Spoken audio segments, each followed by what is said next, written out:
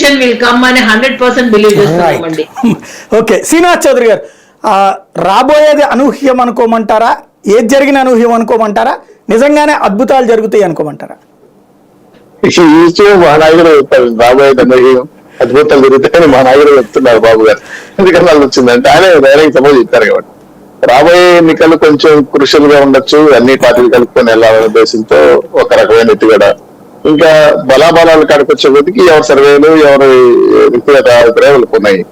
ఇంకా డిమాండ్ అలాగే సర్కంటెన్సీ ప్రకారం అడ్జస్ట్మెంటా లేదంటే స్టాటిస్టికల్ ప్రకారం అంకెల గారడియా అనే పాయింట్ కార్డు చూసినప్పుడు రాజకీయాల్లో ప్రధానంగా ఏంటంటే మీరు చెప్పిన ప్రకారం ఎవరిని అజ్మాయిష్ చేసే పరిస్థితి ఉండదు. ఎందుకంటే వికటిస్తాయి పొత్తులు. కాబట్టి నేను జాయింట్ యాక్షన్ కమిటీ ద్వారా ఒక ప్రపోజల్ అయితే కేంద్రానికి పవన్ కళ్యాణ్ ద్వారా వెళ్ళింది. అలాగే బీజేపీ వాళ్ళు కూడా ఒక అండర్స్టాండింగ్ తో వాళ్ళు ప్రపోజల్ రాష్ట్ర పార్టీ నుంచి ఇచ్చారు.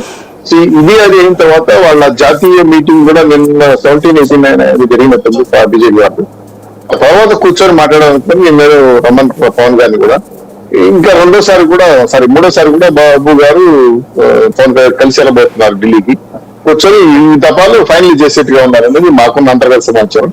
కానీ రాష్ట్రంలో 100% సక్సెస్ఫుల్ గా ఈ టీం ముందుకెళ్లి విజయం సాధించడానికి ఎన్ని రకాల వ్యూహాలు వేయాలో, ఎన్ని రకాల ప్రొసీడింగ్ చేయాలో చేస్తున్నాం. అయితే ఇక్కడ ఒక కొస్మెటిక్ పాయింట్ ఏంటంటే మీరు అన్నట్టు కొన్ని చోట్ల డామినేషన్ లీడర్స్ కుల ప్రాతిపదిక కావచ్చు, లేదంటే పాత సిట్టింగ్ ఎమ్మెల్యేస్ కావచ్చు, మళ్ళీ ఆస్పిరెంట్ కావచ్చు, వాళ్ళు సొంతంగా అనౌన్స్ చేసుకుని కొంత అక్కడక్కడ దిశగా జరుగుతున్నాయి.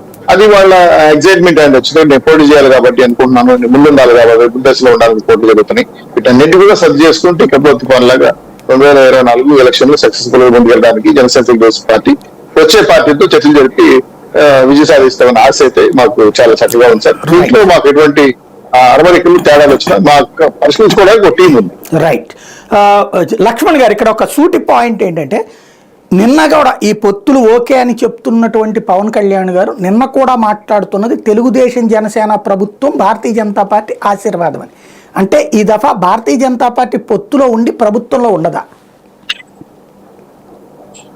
అంటే వాళ్ళు బీజేపీ పొత్తు కన్ఫర్మ్ చేయలేదు కాబట్టి ఆశీర్వాదం దాన్ని కన్ఫర్మ్ చేసింది అనలేక ఆశీర్వాదం ఉంటుంది అని ఉంటాను నేను. ఎందుకంటే వాళ్ళకి ఏం మాట్లాడాలన్నా భయం ఉంది లోపల, గట్టిగా చెప్పడానికి అవకాశం లేదు. ఎందుకంటే పొత్తుల విషయంలో కూడా ఇవాళ రాష్ట్ర కమిటీ చేతిలో కానీ, అంటే బీజేపీ రాష్ట్ర కమిటీ చేతిలో కానీ